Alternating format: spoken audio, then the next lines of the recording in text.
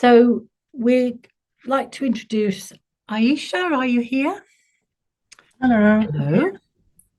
Aisha works with us in Age UK, and I'm going to let you introduce yourself, but she's going to be talking about how we age across different communities. This is a really interesting piece of work. So I hope you enjoy it. Over to you. Really, thanks, Leslie. I'll just share my screen. Okay, so hi everyone.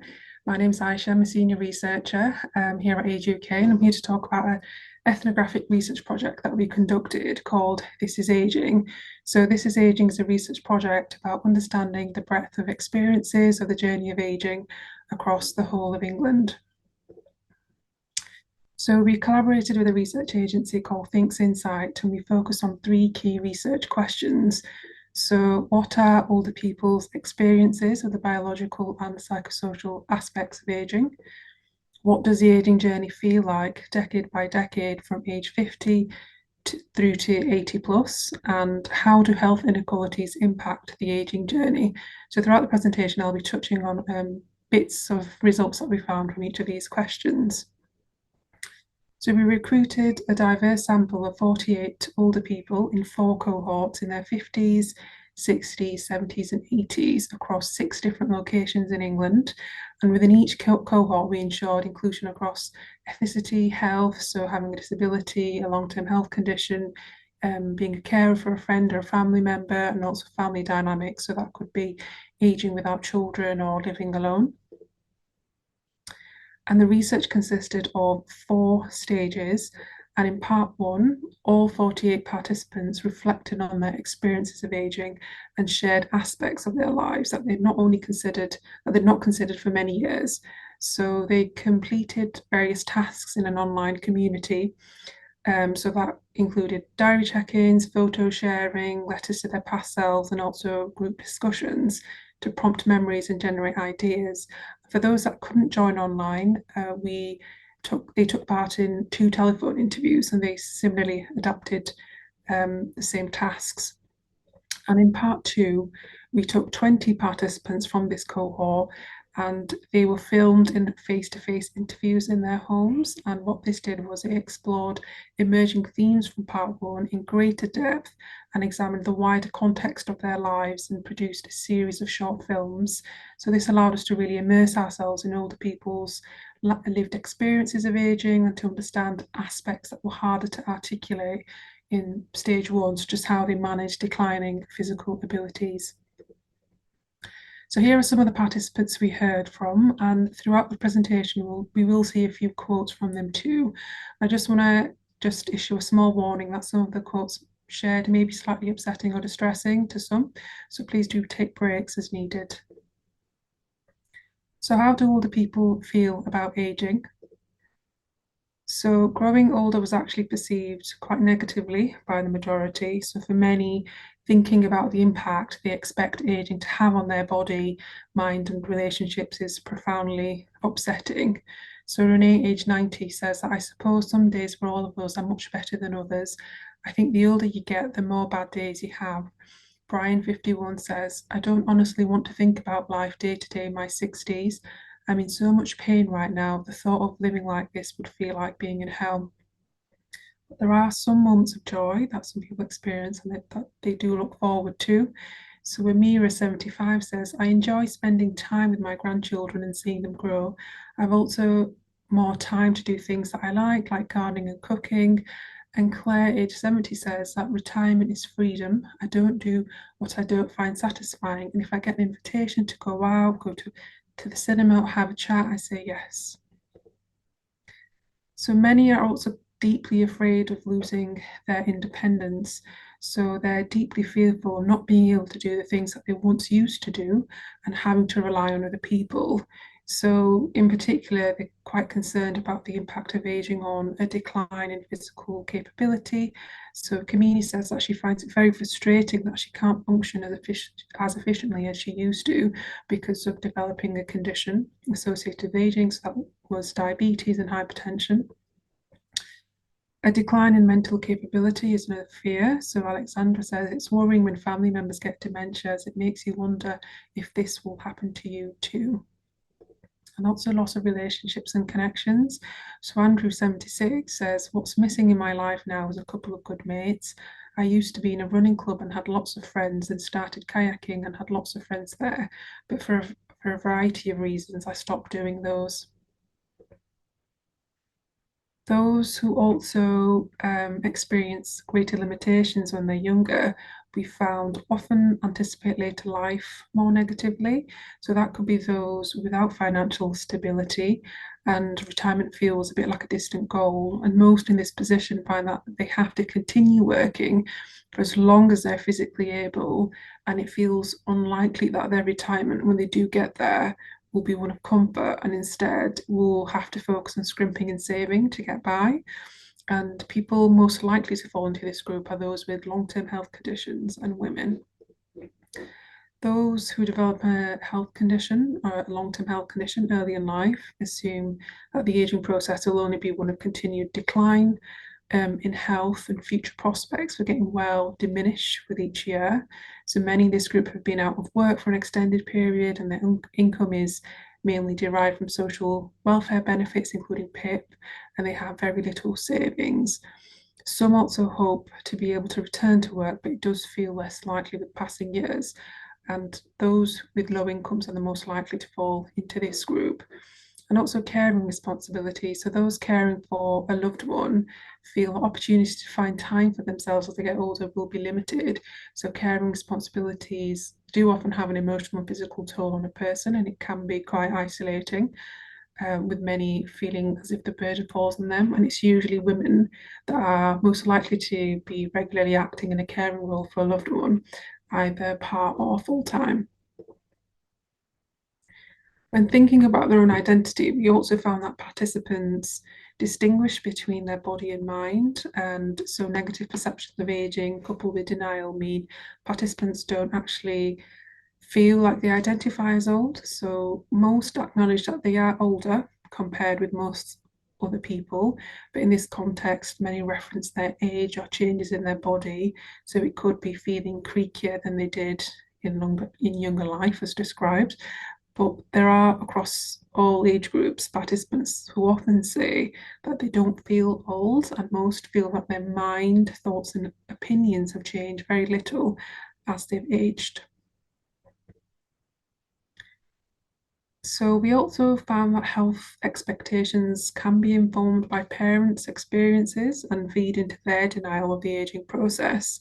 So a lot of participants assume that they'll develop and be free from similar health conditions as their parents, and therefore assume that this means that they'll be able to live a very similar lifestyle and ultimately pass away at a similar age.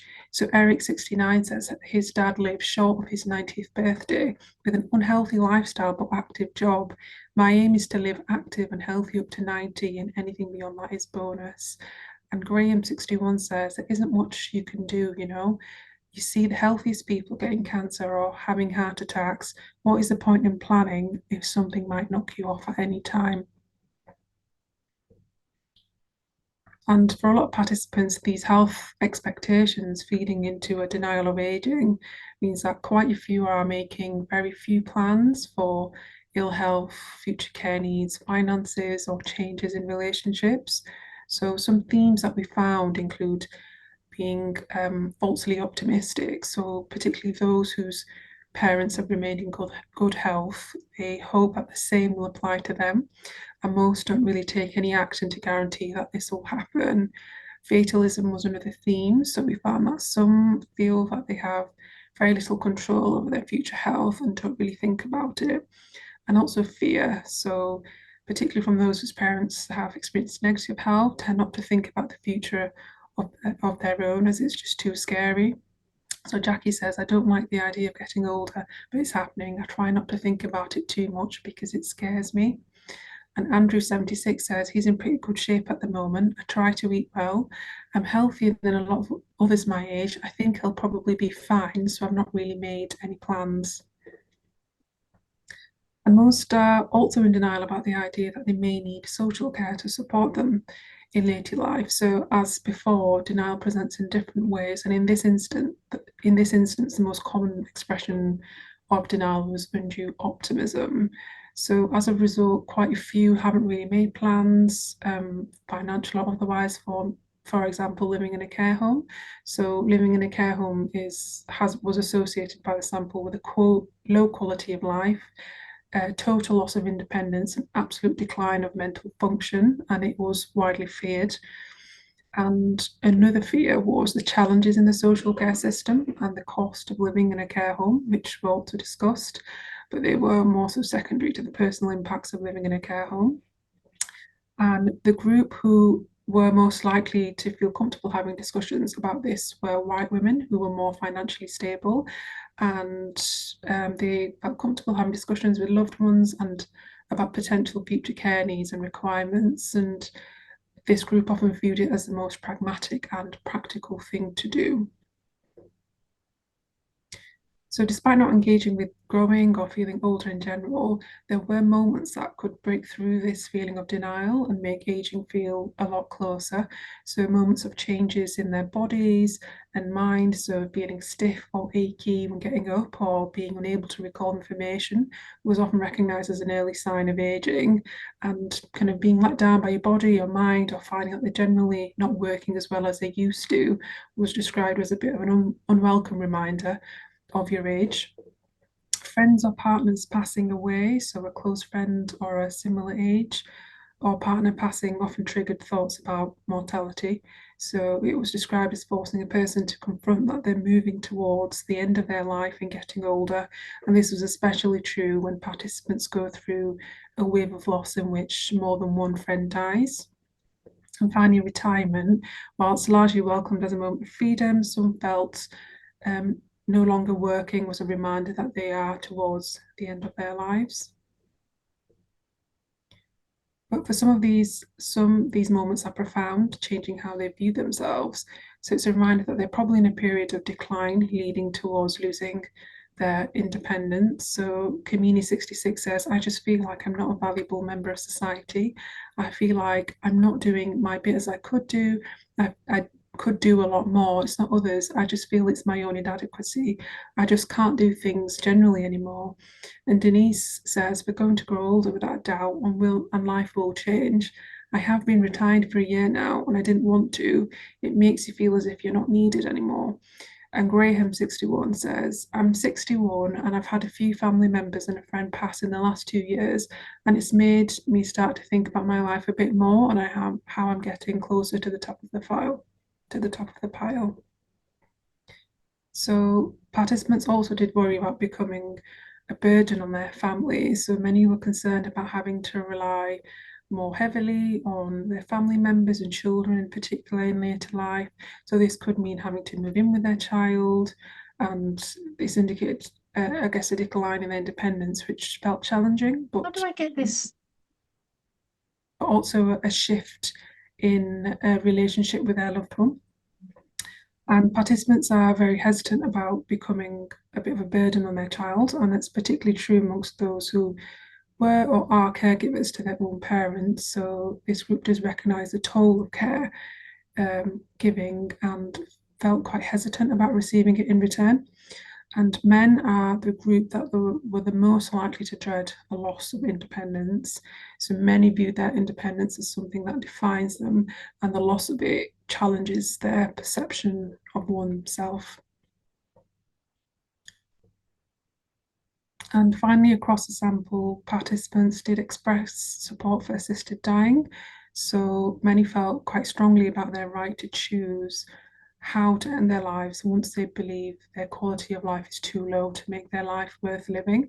So Eric 69 says, if I was suffering or ill, I wouldn't like to live much longer. George 74 mentions, I have no desire to live into my 90s.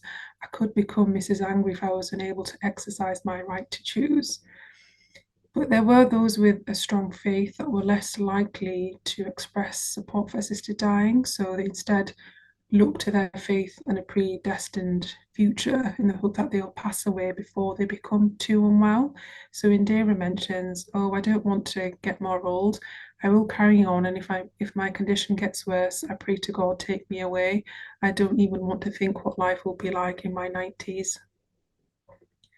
So just to conclude, overall, we found that health is the most significant factor determining how people experience aging, and it affects their routines, relationships, financial stability, and wide enjoyment of life.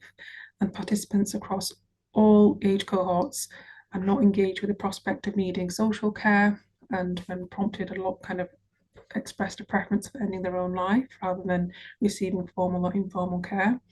The body ages faster than the mind, so the point in which participants experience decreased mobility is also a key inflection point in their journey, and it drives a loss of independence and affects mental well-being.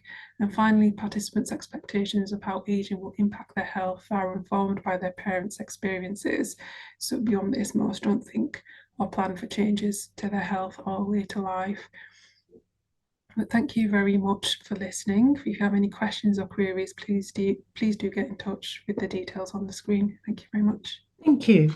I think this is a really interesting project because, I think it's correct that we don't like aging and it keeps us in denial, and then we don't do things that are good for us. But some of the learning from these projects across the community will give us great insights, I think, of when we are thinking about designing services or setting up services and how that can meet the local needs in your community. And I think it's always interesting about men because very often we forget about the men, and they don't say much. And when they do say things, we need to listen. And I can understand that, how they worry about losing their independence. So thank you, Aisha. That was really interesting. Thank you.